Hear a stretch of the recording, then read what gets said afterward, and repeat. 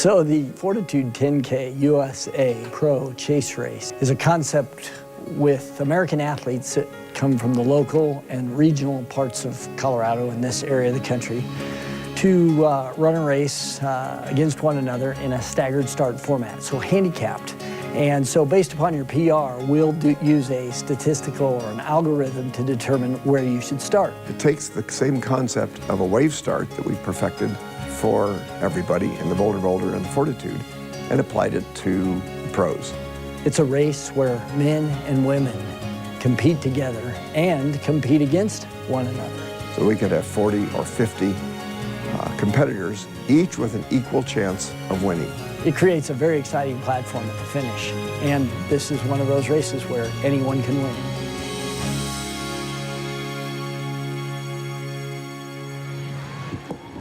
Welcome, ladies and gentlemen, to the first annual FORTitude 10K Pro Chase Race. Frank, this is going to be very exciting.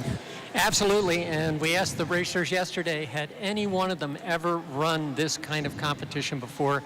Universal answer was no. And so they're taking a risk. So the great thing for me, one, it is hot, but these athletes really are used to the heat. Now, some respond better, but I don't think that's the factor. I think it really is going to be a mental game.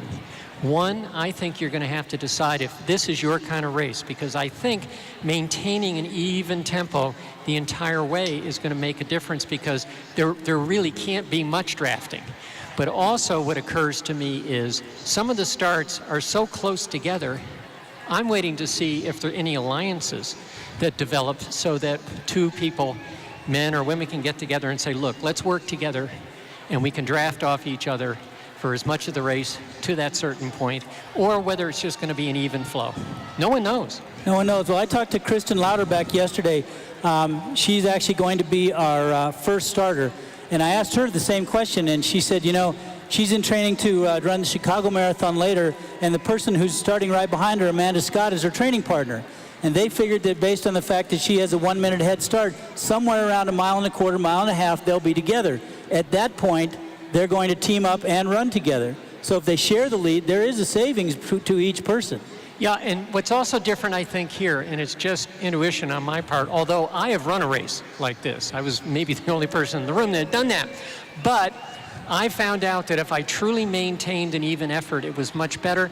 And as Joan Benoit Samuelson said, the great, American Olympic women's champion from Los Angeles, truly run your own race. And I feel what's going to be absent here are surges, because I think surges are going to hurt you whether you're running with someone or running on your own. Smooth pace, I think, is going to prevail.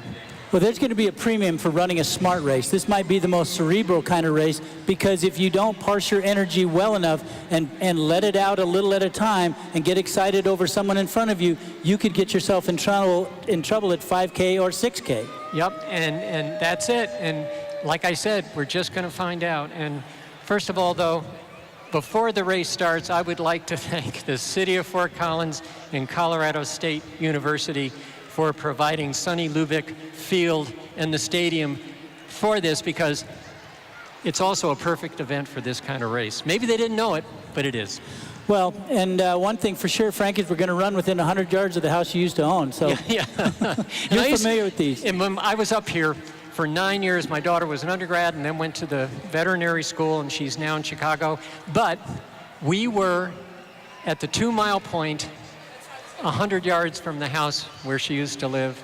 And I used to pass by the northeast side of the stadium here on my runs from that house and never even knew this was going to be here. So it's kind of a full circle thing and kind of a reunion in return for me. So the first runner is Kristen Lauterbach, and the second one is Amanda Scott, and the third one is Anna Hudson. Now, they will all start within 1 minute and 25 seconds of each other. So what we really have here is in the first portion, Kristen's really on her own. And so she's got to understand her own tempo, her own pace, run her own race without getting herself either too slow or in too much trouble. So it's a little bit of a head game for her. And the second runner, Amanda Scott, has started. And as I said earlier, they plan to be together somewhere around 1.5 miles. And so if that occurs and they can get one more in the group, Anna Hudson in the group, they could be in a position where as a group of 3, they might be able to hide. Well, And just to bring it back to my own personal strategy racing, I really was a front runner. I loved getting ahead and then trying to maintain that lead. And so I think there's also that aspect in the race today. I think it favors the kind of runner who likes being in the lead and sort of, as I say, run scared. You run at an effort to just try to not get caught and try to go at a tempo that you feel the others just have to overdo themselves and go into oxygen debt to catch you. So staying oxygen debt free, and many people in the stadium know we call it your lactate threshold. Until the last 3 minutes, you really can't go over that threshold. You have to stay with it. So this group that started, Zoya Gomez and Maggie Callahan, they actually have a group to start. So they've got an alliance formed already at the jump. Right. And so they're in a position where they can work together or not. But theoretically, they're scheduled to finish at about the same time, so it's really in their interest to run together. And draft off each other and share the lead. And some people do and some people don't. But this is a day where instinctively, truly splitting the difference right down the middle. And runners can tell. You can tell if someone is just not quite pulling their part.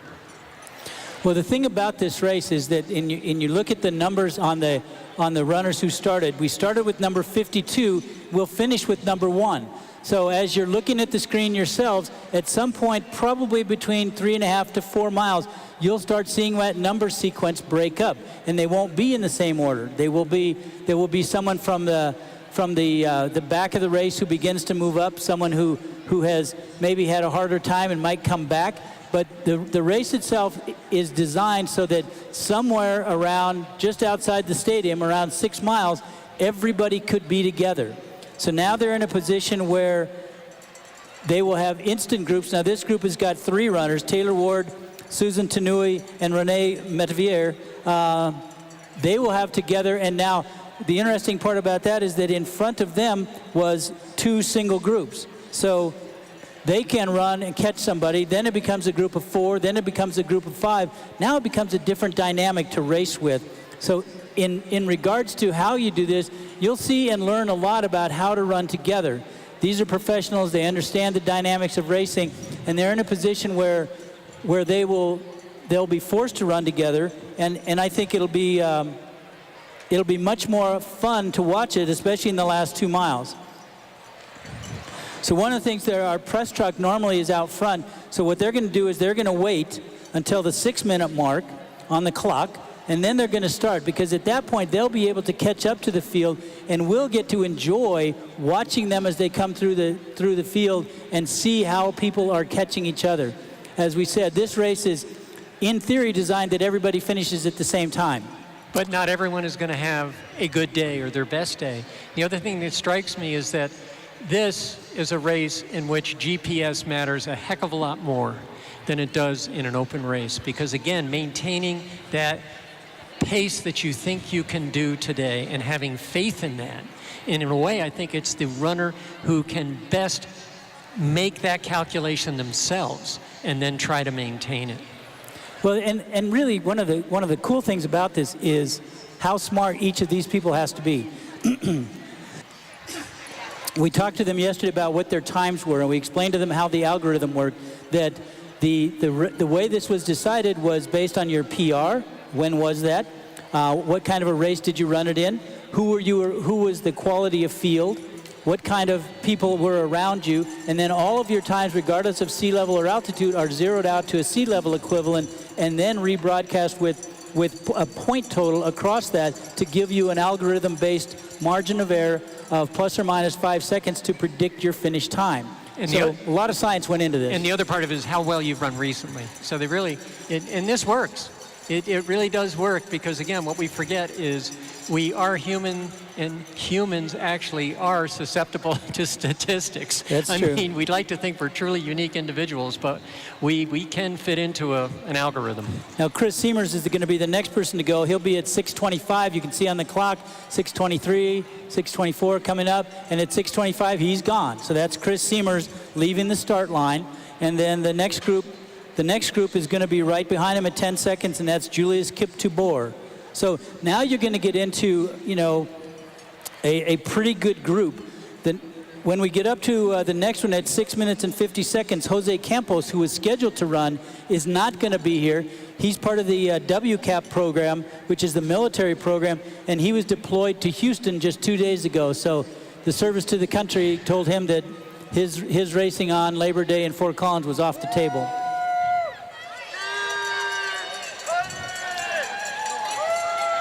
So the funny thing, not funny thing, the thing here is when you've been out front for a long time, you're actually hoping somebody comes up to you. It gets lonely out there by yourself. You want it to be very close to the finish. and so, again, I just love the mental aspect of it. And the idea, again, catching people, but it's a bit different in this kind of race, I think, in that usually in a race, when someone's coming from behind, it really is because the person in front is running out of gas. That's true. And you're catching different. Someone who's relatively fresh. Right. And so it's not like you can go by them and then they're just going to disappear out the back door. They're still going to have a lot left as opposed to, you know, falling back because they've gone anaerobic and they can't get enough oxygen, and that's why they're slowing down. So you're passing someone, again, as I stated, is still at their state of equilibrium. So they have no choice but to find out if they can go with you. And that's what makes this so interesting to me. So this is Kristen. She's still out front. She just came through the mile. So yep. Somewhere in the next half mile, we're going to expect that Amanda's going to be pretty close to joining her. But with Kristen, she's run the first 5.5 minutes by herself. And now you can see they're going to be staying on the right side of the road here because they're going to find shade. Well, the first race like this I ever ran, and there wasn't an algorithm. I did it in Michigan City, Indiana, and there was an author named Hal Higdon who actually still coaches people for the Chicago Marathon, wrote for Runner's World for many years. And I thought he was sort of setting up the race so he could be the winner. Knowing how, that's probably true. But the person, it was a 10K like this, and the person who won the race was a 62-year-old man who was a vice president of a beer company in charge of distribution who took early retirement so he could run marathons. He won. And I caught Hal Higdon coming into a park about 600 yards from the finish, and he looked around and his eyes got so big. So there is a satisfaction. And again, the satisfaction can be from not really winning, to see how you can stack up against all these other people who have been your competitors. You're learning something about them at a different level, because I would bet most of these runners have run against each other. No doubt. And the interesting thing for me in some of these runners is how they got to distance running. You take somebody like Amanda Scott. She really started out her athletic career in soccer, and then moved to the running world much later, and actually qualified for the 2012 Olympic trials, and has had a PR of 1:17.5 marathon. She also won a half marathon in France, where she won 14 bottles of wine as her award.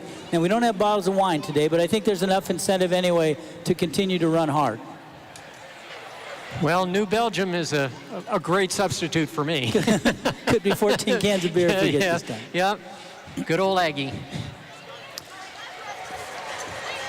So when we get to where the men will where you'll start to see the men enter into this race is somewhere between 3.5 and 4.5, where the algorithm will start to compress the race. It'll be sort of a reverse accordion effect, where the race will start to come together, and depending on how people handle the heat and handle themselves through the start, we'll be in great shape at that point.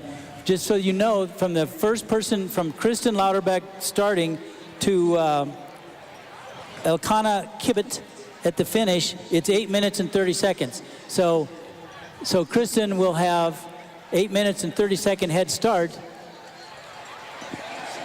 over the last runners to go. Now, it seems like a lot, but in the big scheme of things, somewhere around 6 miles, it's going to even out, and they're going to be training partners at that point.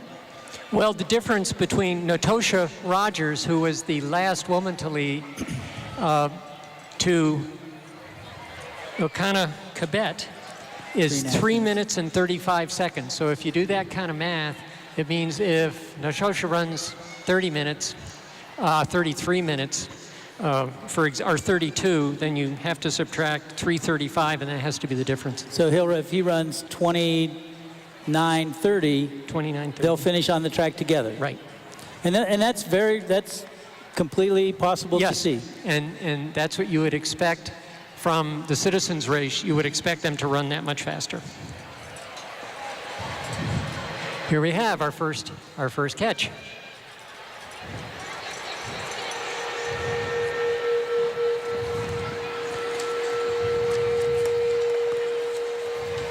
So one of the things we have is we have a lot of statistics that come across to us.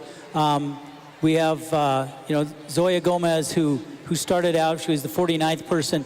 What you have is how they started. We're going to be able to give you at about mile 2.5. We'll start giving you some information as to how they're doing against their overall prescribed time and how they're doing against their net time and everybody else. So we've got quite a screenshot here of seeing where everybody is. We've got their with the starts that are in there, and as we get to through everybody getting through mile 1, we'll start getting some updates on this, and we'll of course pass those along. And what an evolution in chip timing or strip timing, that you're going to get a read from various points around the course, and not only how fast they are running if they were to finish at that pace, but they're going to be compared to every other runner and see how close they're coming to finishing at their optimum pace. Exactly. Now we just got word from the press truck that all the women at this point are still in the exact order they started. And that's about what we'd expect. Somewhere around 2 miles, we'll start to see some groupings come together. In the heat, I can't help but mention the heat. Some runners run better in the heat. We all have a range, but I think this is, at this point, favoring the hot weather runners. And you never know who those people are. And it doesn't really matter where you're from. It's not really cultural. It just happens to be. Yeah, I know, Frank, in your career, you were much better in the heat. Yeah. I loved the heat. Yeah, I never minded when it was a hot day, and other people who don't have as good a regulator system as some of us have really didn't like the heat. Well, it was one of the few advantages of being as skinny as I am. Easier to cool down.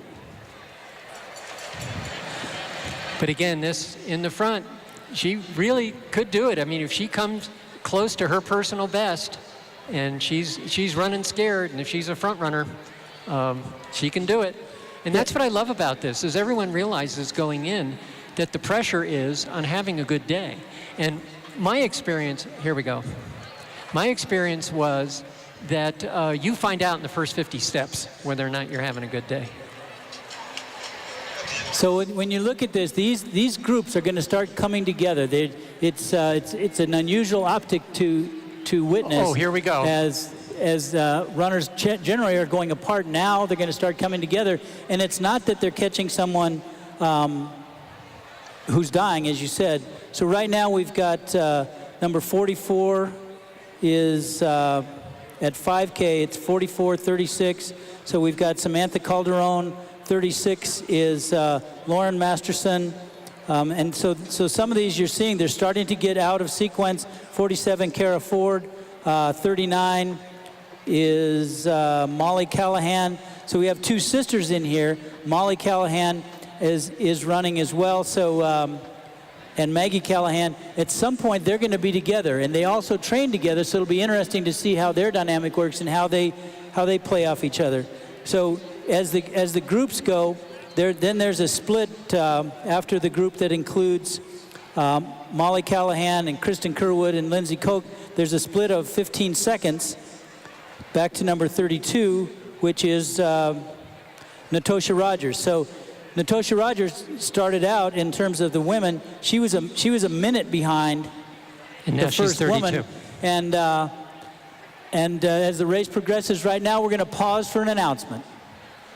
Sean Patrick on the field, wanting to introduce you to the New Belgium Carnies. The high-flying, low-riding crew is made up of employees from New Belgium Brewing who invent new and fun bicycle creations. They're also the crew that crafted the bikes featured in the New Belgium Porch. Let's hear it for the New Belgium Carnies. So the interesting thing, we just got this over, is where we had Natosha Rogers, who's number 32. After that, there's 5 seconds back.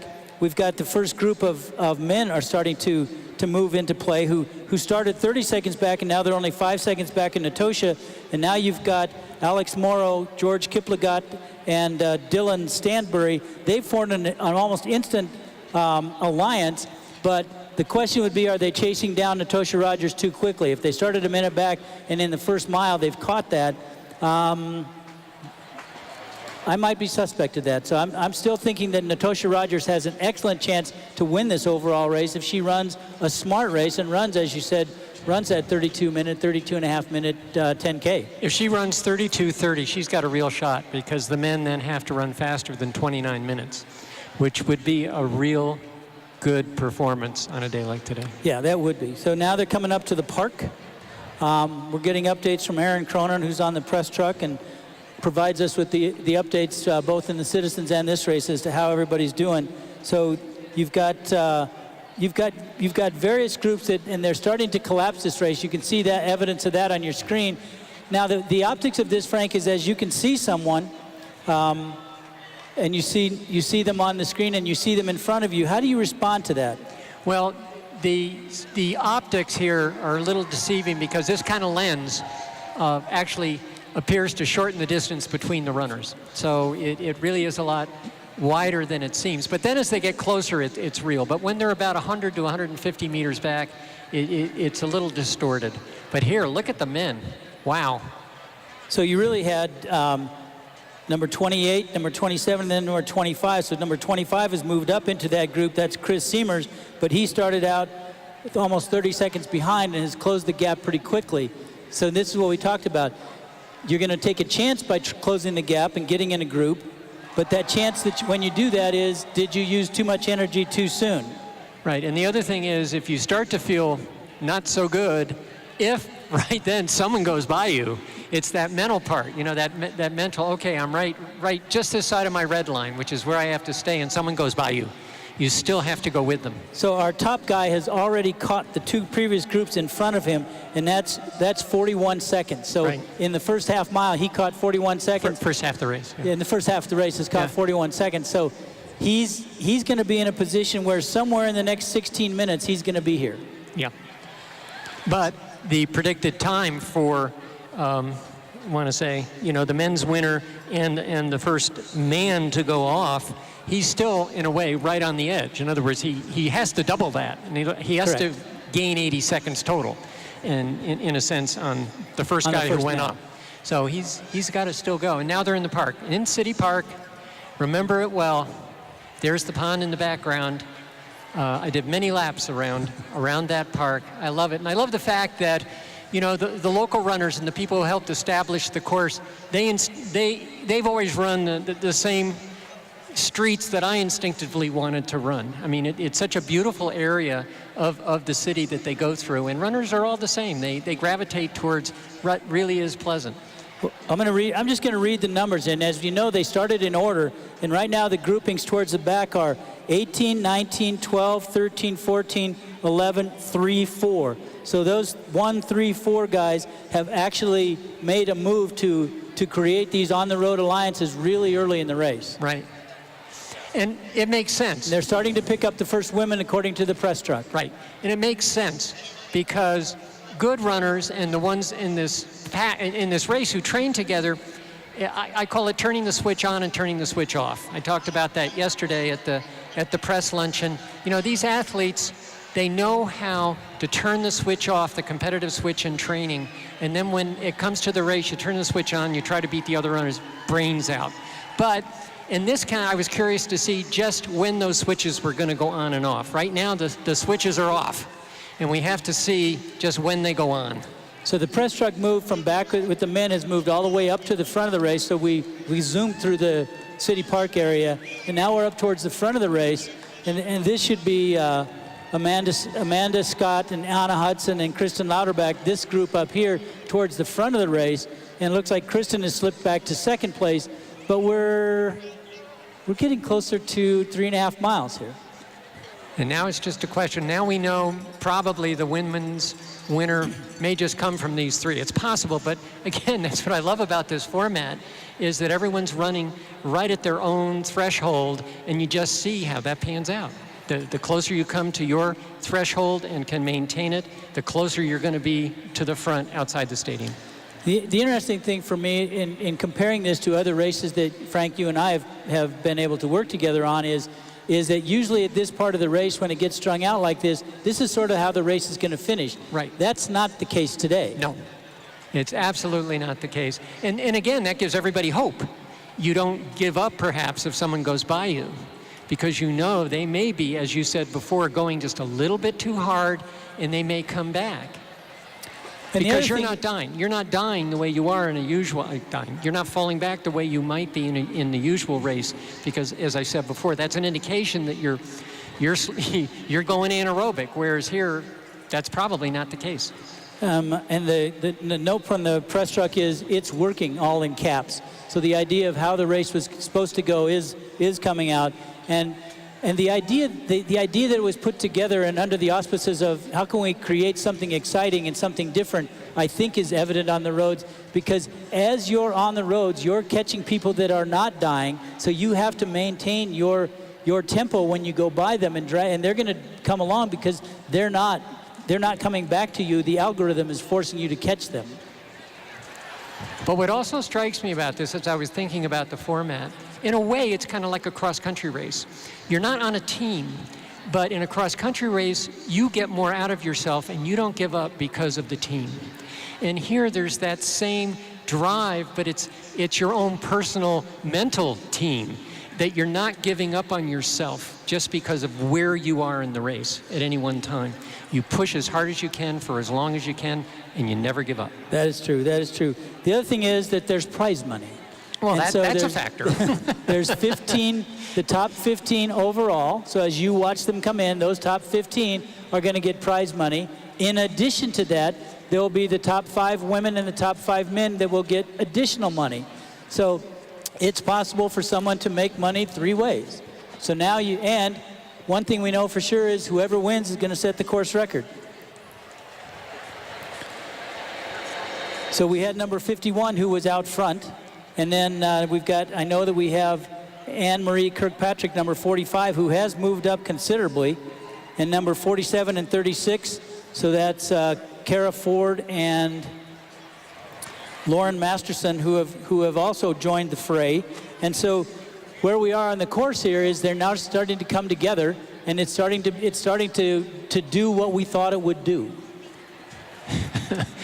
This is great, because again, any race you'd look at and go, right, oh, there's your winner. Nope, it's not. Not necessarily. Look at how they're starting. You see them on the screen. Everybody can see the person in front of them, and they know that they're supposed to catch them. Right. It's not that they're going to fade, it's that they're supposed to catch them. So we'll see how this works, because now people, when you get into this last 2 miles, the strategy is going to be, I've got to keep my tempo up, because the way the race was put together, it says I should be able to do this. So just reading through the numbers, as you know, they started in order, and we had 32, 30, 31, 44. 44 has come back to them. 35, 20, that means that 20 and 26 and 18 have moved up. So they're catching almost at a disproportionate rate, and the question will be, can they hold on to that? And the athletes that I think when we look at number 32, whenever we see her, and we look at numbers 1, 2, 3, 4, 5, 6, those are going to be where the strongest athletes that we have are, and it's 32, 33, 35. Those are going to be the athletes that come into this with high level of fitness and the best chance to win the race overall. And I'm curious to see at what point the runners stop looking at their watches, because at a certain point the GPS isn't going to matter. And it's just going to be, all I want to do is not get caught. And so it'll be interesting. This is the big street in the north end of town. So of course, everybody here knows the name of it, besides, and it's not me. Mountain Avenue, sorry. Yeah, Mountain Avenue. Yeah, and I think she's heading east, and now it's going to be wonderful. Within about 3/4 of a mile, you turn south, and you come on, is it called Midway? Yeah. And how? Yeah, but you come down on Meridian, and when you turn right on Meridian, I ran all these years here, I never looked at the street signs, and Meridian, I run down here, and you get to a certain point where you make a slight curve, and the stadium, through the trees, you see the seating on either side, the trees kind of block the rest of the stadium, It's one of the most incredible finish views I've ever seen. And so my goal, if I were running this race, were to be in front when I get by that little curve and see the stadium. It really is a sight. As they said this morning, in horse terms, it's the barn, and you can really be heading for the barn.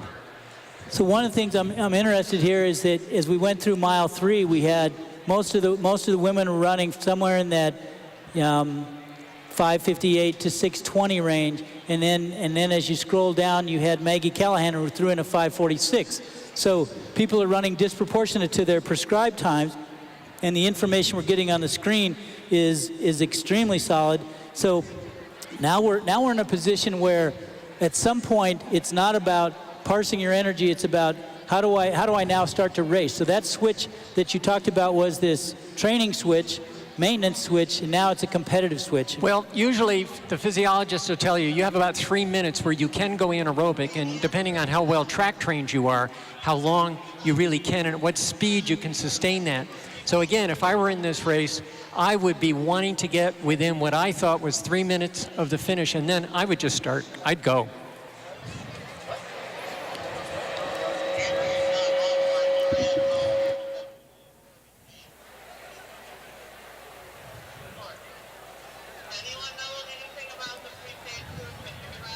And here we are. And now they're getting some shade. They're really getting some relief. Well, I think they've had to fight for the shade. You can see them move from one side of the street to the other. But as they get to the end of Mountain Avenue, they're going to turn south on Howes Street before they take a quick ride onto Laurel. And looking at, it's a beautiful part of town. This is a very scenic city. It's spectacular in its views. And now we're getting to watch some exciting racing as we look at Amanda Scott, number 51, has actually gone out and is, I think, hoping to hold on. She hasn't looked over her shoulder yet, so she must still be feeling pretty good. That's right. But she has a decent-sized lead. And as she makes the turns, watch her. See if she looks around. But if she's smart, and I think she is, she's not going to look around. And so she had a 7-minute and 30-second head start on Cabet and basically Noah Droddy. So we'll see how they can manage to reduce the gap. If she runs 36 minutes, she might win. And I love the fairness aspect of it. It really is. Everyone can come in if they trust the algorithm. They really realize it's all even. Now we find out. And who's good at this? The winners are going to be the runners. The winner is going to be the runner who truly. The way I put it is, there are courses that suit you, and there are courses that don't like you, and you never know really. And this is going to be, the winner's going to come from someone that the course really likes. And did I mention it's flat? And it's almost flat to downhill from here on in. Right. And so now you can take a risk as you're within that last mile and a half. You can take a risk. So these winners are going to be here in the next 7 minutes, ladies and gentlemen. So all of this racing has come together, and with 7 minutes to go, people will catch other people. But the race is really going to form now, so that you've really got to be in a position where, with 7 minutes to go, you got to lay it on the line. You got to use everything you have to finish as high as you can. And as you can see, Amanda Scott, number 51, they're starting to catch her, and I'm sure she feels that presence. And now, as you said, it's running scared. Can she run scared enough to hold them all off? Because some people can run scared and run smoothly. And that's the key, is to not tighten up. And a lot of that is just form. It's what you were born with. So now it's kind of fun to watch them as they come through this. And Amanda's looking a little tired here. I think her cadence is... It's got to be 5 miles? Yeah, pretty close. So that must be Howe Street. That would be 5 miles. So she's got about a mile, 1.2, 1.3 miles to go here. And a lot can happen in this distance.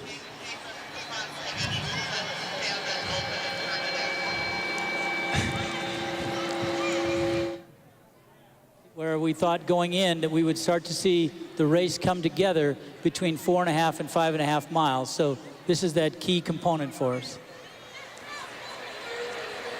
But pretty soon we should be spotting a male runner way back.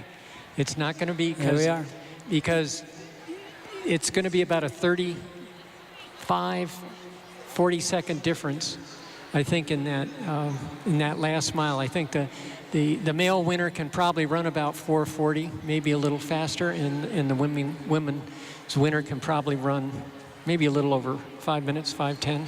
So 30 to 40 seconds. She didn't look around. So the right turn then, this is getting onto Laurel Street. And then the next will be a left turn onto Meridian. Those of you that just ran the course, you can see this, you know exactly where they are. And she's trying to relax here. I know she is, because she's starting to tighten up, you can tell. And it's that delicate balance between relaxing and still maintaining your turnover and your running form. You know, when we put this together, we really thought that the race would finish and everybody would finish within about less than 3 minutes of each other, which is unusual in a traditionally run race. If we had men and women to finish within 3 minutes, it would be more like 8 minutes. So what we did is we put all that out on the course and see if we can squeeze this into 3 minutes. But somewhere in the next 4 to 5 minutes, the leaders are going to be here in the stadium, and we are expecting nothing but the greatest cheers you can give them as they come in. As you know, it's 6 miles of tough running out on the roads, and they're going to deserve all the cheers we can give every single one of these elite runners. Oh, she's slowing. Now her knee lift is noticeably reduced, and it is hot. You know, and the heat takes a toll, and it takes a toll because you're burning through moisture. These guys look pretty good. And they may be the first males. And here we go, and I'm trying to look at running form to see if I can tell. I think that may be some of the first men who just came onto this street. Well, about 5 people back looks like the first men. Here we go. And the thing is, if you're feeling pretty good, the whole idea is your instinct is to start to catch everybody you can. So now it goes from parsing your energy to trusting your instincts and leaving it all on the road.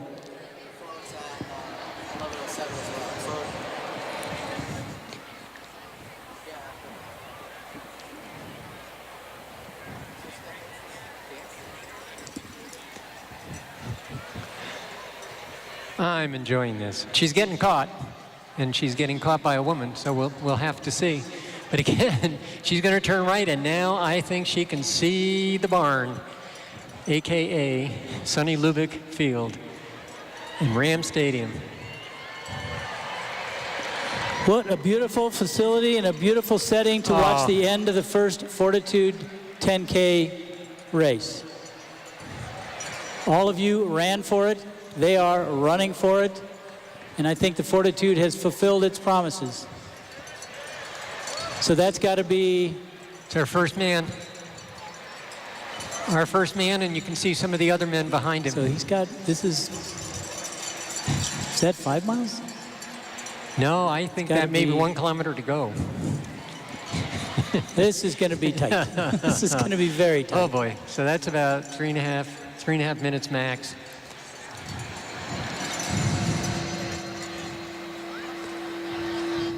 And now we see who the first male is at this point, and that's always the qualifier, at this point.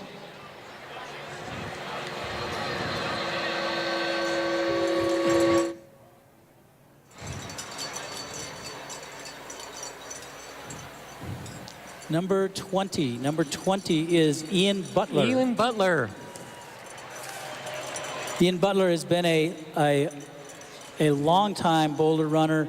He went to Western State College, Western State University. He had a graduate or degree in exercise and sports science, and has run 29:48 and has run 14:24. But there is someone behind him only about 5 seconds. Maybe 6. He is hanging on. His thighs are not having a good time. So now it's going to be a question of, can you run them down? And there's not that much more. We're on to that little short street of Pitkin. And is that O'Connor Quebec? We'll see. But you see the difference in form. Runner in second, who I think is Quebec, he just covers so much more ground with each stride. His turnover, it's not all about turnover, it's about push-off. And he's coming in there, and that's who it is. The ability to use your ankles is really important at the end of a race, where you're not pushing up, you're pushing out. And everybody's temptation is, the way their form breaks down is to elevate, spend a little too much time in the air. Oh, this is so close. They're right at the gate, everybody. They're coming in, and this is going to be a sprint. This is going to be a sprint. Race we hoped we would give you. And right now he's going to turn right, and he's going to be right in front of you in about 15 seconds. So Ian Butler right now. Boy. Look at, now he's got to go. There he goes. Holy moly, here we go. Oh, it's close. O'Connor Cabet, number 20, Ian Butler, hanging on for dear life. Come on. Oh. I think he's going to do it. He's going to do it. Cabet is going to give it all he's got.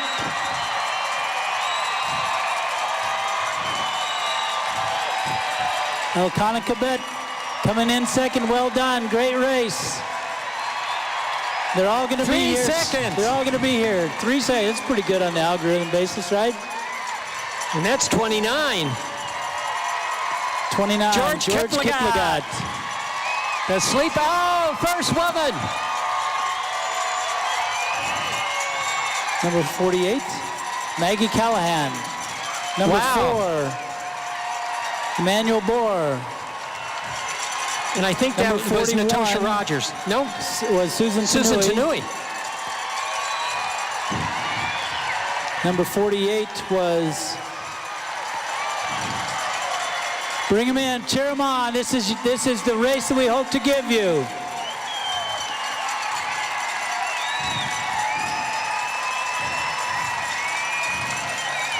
Very exciting. This is exactly what we hoped a algorithm-based race would be, is to get everybody a chance to be here quickly. I had 62 seconds for pretty much the entire field coming in there within a minute.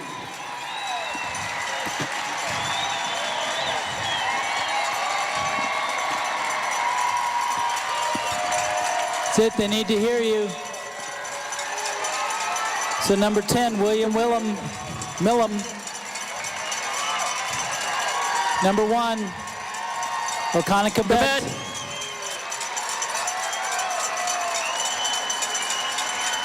How do we miss?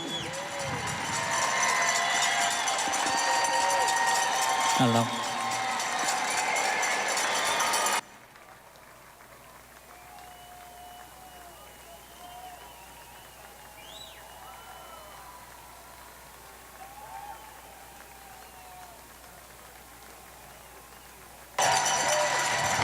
Well, we have an apology to make because we thought the winner was number 1, and we both thought it was. Yep. So we're going to have to find out because we saw O'Connor Cabet come in, and he had a number 1. Or our old eyes missed one of them.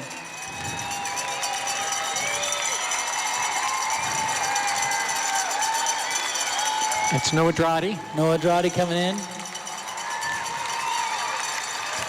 Number 36 was Lauren Masterson. Julius Bohr. Number 8, Alec Baldwin. Number 6, Riley Coates.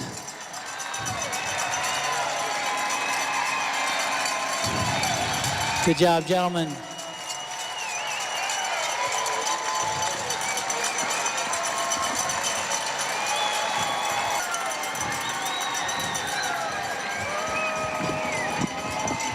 So I think the heat of the day was very tough on some of our runners. As you all know, you ran. We've got number 28 coming in, Dylan Stansbury. And as you know, you just ran with your friends. Some of us handle the heat better than others.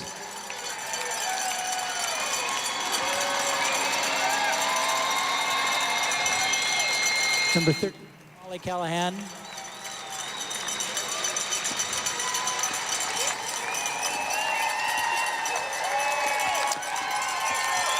So before we get into our as we watch the last of the runners come in, we're gonna be shifting over to the podium, and we're gonna be honoring our first responders from the from the area, from the city of Fort Collins, and we want to thank you very much, and we really look forward to seeing you all here next year for FORTitude 2.